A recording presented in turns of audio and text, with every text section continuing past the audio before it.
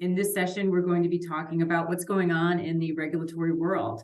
And a big focus of our discussion today is going to be the unintended consequences of regulations that can impact the payments system and the payments industry. So please welcome Erin Doyle. She's an attorney specializing in privacy and payments, and Keith Briscoe of the MRC. And be sure afterwards to join Keith's session after this to hear more about how the MRC is the payment industry and helping to make e-commerce safer and more successful for us all. So I'm going to have you all take it away. All right. Thanks, Aileen. And thank you everyone for attending our session. So I guess just our first disclaimer, we're not going to be giving any legal advice. This will all be for educational and informational purposes. But so basically what Keith and I want to do today is talk about the regulatory and compliance landscape, and maybe hopefully commiserate with you on some of the challenges that raises for folks in the payments industry. So in my experience advising payments clients, we see all of these compliance obligations coming from a number of sources, right? So federal law, state law, international laws, industry standards like PCI DSS, card network rules, contractual obligations, and then also just consumer expectation, right? In terms of, what does a consumer think you're doing to protect them? So there's all of these different sources of where these obligations come from. And so what I'm really interested in talking to Keith about is, as a veteran in the industry, Keith, I know you've been on more of the product development side and marketing side, and now you're taking on a more compliance and advocacy focused role. So I'm curious, in all of your experience over the years, what have you seen emerge as some of the trends and themes amongst the various compliance obligations that folks in the industry are subject to? Yeah, thanks, Erin. I really appreciate the opportunity from EverC to appear today and talk to you all. So I think it'll be an informative conversation. I think looking at it through the macro lens, I think there are two main themes that I'm really seeing emerge as we get kind of deeper into the regulatory environment. You mentioned one, and I think Aileen mentioned one off the top, which was really the unintended consequences associated with certain regulations. And for sure, as you mentioned, in looking at consumer protection, a lot of the regs, whether they be at the network level or at the global level, government level, jurisdictional level, however you want to define it, they are intended to protect the consumer, right? But often what can happen is regulators certainly take pains to understand all of the impacts of the ecosystem when they create regs and the types of challenges they're trying to address. But invariably, there are some of these unintended consequences, particularly as it relates to kind of the ripple effect across the ecosystem, especially in the card payments world, which is a very integrated ecosystem. And it's very hard to predict the kinds of impacts that some of these regs can have. So I think there is the unintended consequence piece, but what also comes at the positive flip side of unintended consequence is opportunity that the industry can also take advantage of, right? A lot of these regs do open up new opportunities for payment acceptance, for payment routing. We'll touch on some of these things.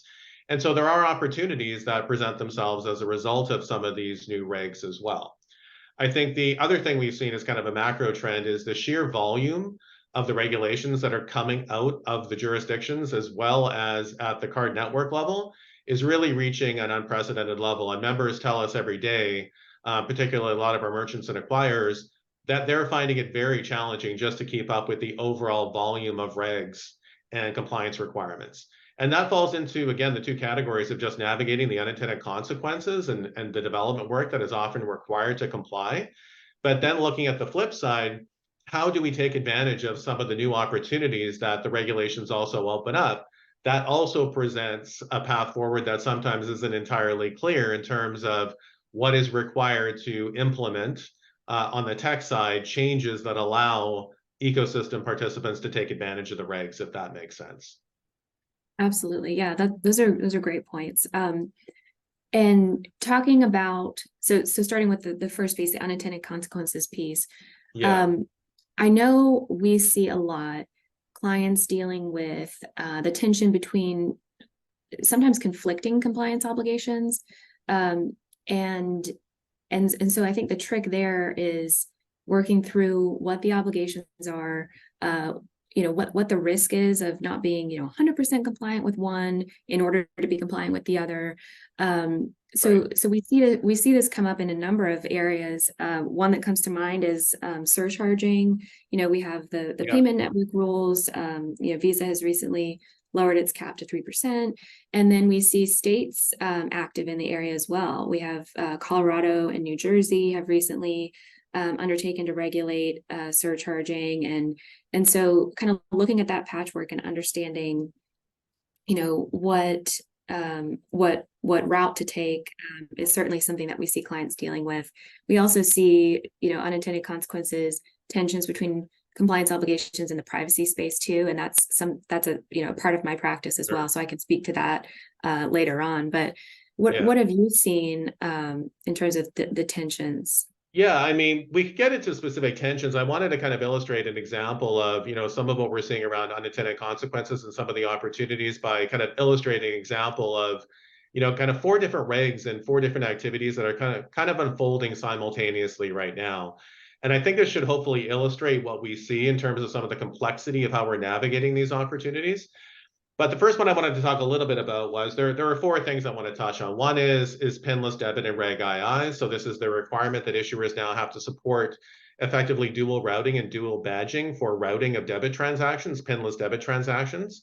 And effectively, this is designed to open up competition so that routing doesn't take place or isn't only available on Visa and MasterCard rails, that pinless debit networks are now an available routing mechanism to help bring competition into the space and lower the cost of payment routing and payment processing. That's one. The second one is the Credit Card Competition Act, which would effectively bring the same kind of competition on debit routing to the credit rails and the credit card world. That has not yet passed or been implemented, but we can see an overall trend here that the regulators are focused on opening up competition to allow other players to share in some of the rewards of routing and to give merchants an opportunity to reduce the cost of payment processing. This is obviously a very economically constrained world we're living in right now.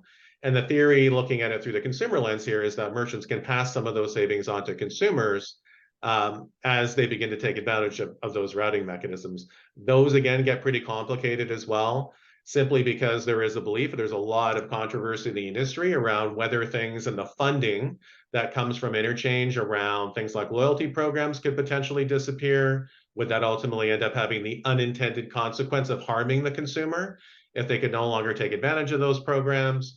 So there are always these flip sides to the regs, right? But the third one I want to talk about too is what the Consumer Financial Protection Bureau just issued around open banking. And in the U.S., trying to bring the same kind of open banking, API-driven open banking landscape to the U.S. that exists in Europe as part of PSD2. So instead of some of those solutions offering screen scraping capabilities around credentials, it would be much more dynamic and API-driven, again, to help bring more consumer choice around how their financial data and services are actually leveraged across the industry, right? And again, this opens up the market to a wide range of other players to offer banking-like products and services beyond strictly the banks themselves. So I think that's going to be an interesting one. And the fourth one would be, I think, real-time payment trends like FedNow, like RTP, which again are opening up different sets of account-to-account rails. And I think, again, the underlying message across and the link across all of these regs, I think, is the idea of consumer choice around allowing more players to participate in some of these incumbent systems. This is, I think, going to create some disruption, but there are also tremendously exciting opportunities for merchants and others to take advantage of cost reductions, of optimizations, of better consumer experience associated with these things, giving consumers more choice. So again, a lot of these things do kind of dance along that razor's edge of creating some pain and friction around unintended consequences, right? Obviously, nobody likes having to comply with more and more regs, but there are also opportunities to open up new types of experiences to consumers and provide more competition for many other players in the space, where traditionally in the 4-party model, we've been kind of dominated by, a set group of players and regulatory bodies. So I think all of that is tremendously exciting, right? But it's interesting to see the confluence of all these things taking shape and potentially looking at what some of the impacts of that is going to look like. Absolutely. You mentioned the four-party model. Can you explain what that is?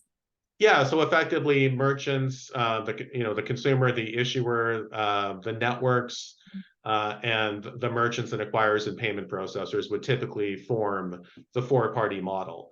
So there's an opportunity now for all kinds of other payment processors and related providers to be providing an extended range of services that kind of, I would say, breaks up the rigid definition of how we think about the way the four-party model currently operates today, right? And I think that's exciting. It should create a new spectrum of how we create value for the consumer across the industry, while hoping at the MRC, our view is always too, not to look at it, although we're called the Merchant Risk Council, to look at this through the lens of not just the merchant's point of view, but how we can more evenly distribute both the risk and the value across all the participants in the ecosystem. Absolutely. And I think anytime you talk about, new developments, new technologies, new ways of looking at an industry, I think the law and compliance obligations are always going to lag behind that. And so, I think one of the challenges is, of course, figuring out how to move at the pace of the industry, but still comply with, what's already on the books. So certainly. Yeah, absolutely. And there always is this tension too between the interpretation of the reg, right, and what will happen from a potential punitive standpoint. Right. So I think many parties in the ecosystem and merchants, in particular, are looking at the potential impact of not complying, by a certain deadline or taking a particular read of a reg versus looking at where do you channel some of your resources and energy to take advantage of some of the opportunities versus sheer by the book compliance, right? I don't think anybody would ever suggest that these compliance obligations are not to be taken seriously.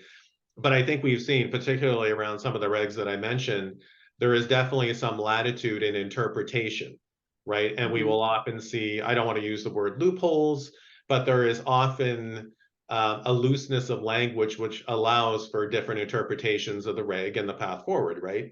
And so, or at least sorry, at least also a lack of precedential interpretation, right? So maybe, right. We haven't seen these regs applied yet, so we don't really know. Exactly. Yeah, and I think the other thing is just looking at, when you look at the sheer volume of, we've had some of our merchant and acquiring partners tell us that in addition to what's happening on a global level, at a government level, the sheer number of also card network mandates and changes is reaching a high level. And some of those things in the volume is often associated with new technology like tokenization, like SCA, that, unfortunately, there's a lot happening in our industry at the same time. And that creates a high volume of some of these requirements. Many of those require development resources to actually comply with, and some potentially can have a negative impact around conversion and around revenue. So it's a really challenging one to navigate for all parties, for sure. And I think too, it's not, I don't think that you can just ask one person or one department to just handle this, figure out what we need to do to be in compliance, right? It's everybody. Everybody needs to be on board, from product development to implementation, and it really becomes an organization-wide effort, I think, to figure out how you're going to handle these obligations. So For sure. Interesting points. So talking about that, did you want to go a little deeper about handling, the tension between compliance obligations and then also creating a frictionless customer experience and bringing to market something that is going to be useful? Yeah, there are a couple of things we can talk about there. I think the one example we were also going to touch on was, around the tension related issue. Now that can play out around privacy regs, for example, as well, are looking at things like GDPR around data governance and privacy. Much of what's unfolding in the industry around, trying to eradicate unnecessary disputes and create better experience for consumers around disputes, but also provide relief for issuers and merchants who unfortunately have to bear the brunt of disputes as well. This is an important dimension of how the regs interplay as well, in looking at what the card networks, for example, are doing around, in the case of Visa, compelling evidence 3.0, to combat first-party misuse, or what has historically been known as friendly fraud. And now MasterCard has launched their solution or announced their intention to do so, called First Party Trust. Combating some of these disputes where the cardholder has unfortunately, deliberately or unintentionally misused the dispute system, require data that unfortunately do sometimes fall into the parameter and scope of some of these regs. So looking at things like device ID, IP address, email address, under right to erasure around some of the data privacy regs, there is the possibility that if an issuer wants to hold a consumer accountable for a transaction they know the consumer performed, the merchant has irrefutable evidence that they know the consumer performed. It can sometimes be a little tricky to hold that consumer accountable when there may be this question around right to use the data in a particular context, right? And a lot of these regs, for example, do have carve-outs for fraud mitigation purposes, because it is important that all the parties in the ecosystem are able to use some of those data elements to stop future fraudsters, right? We're all trying to do the right thing. And that also does protect the consumer downstream as well, right? So again, it's this very fine line between allowing consumers to control those data rights, and everybody would advocate for that. But there are cases where, unfortunately, consumers do, as I said, unintentionally or intentionally abuse the dispute system, right? So again, it's about, I think, creating an even-handed landscape, and data privacy regs, I think, our message to the regulators in these areas would always be to allow for those provisions that allow us to retain and use the elements of the data that are really important for protecting consumers and stopping the fraudsters and the nefarious actors.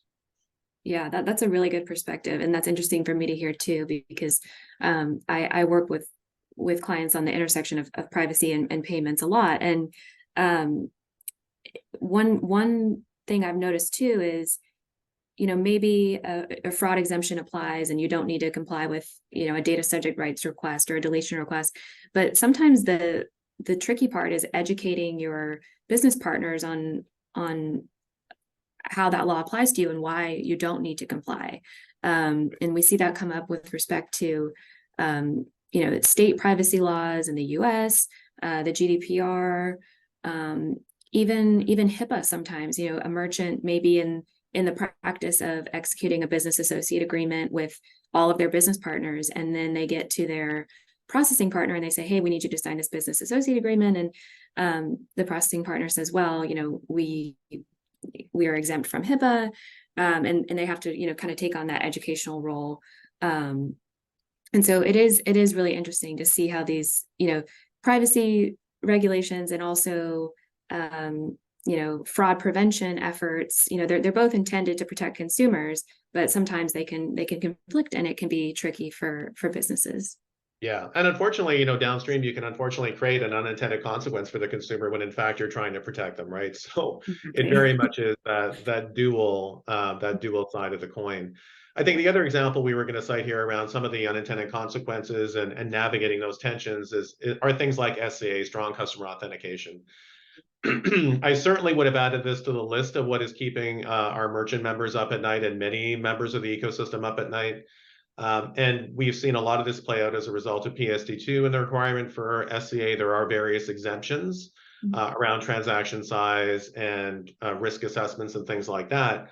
But we are beginning to see other jurisdictions now start to mandate SCA, and the EverC has been working with a number of those to make sure we really amplify the merchant voice around some of the unintended consequences and impacts. And SCA is a really tricky one, right? Because I think we all recognize the intention is always good and noble to eradicate as much fraud as possible. But, again, in our efforts to protect the consumer from that impact and the other members of the ecosystem that participate, unfortunately, we can also have an impact on customer experience and allowing consumers to check out with ease and make sure that's a frictionless process.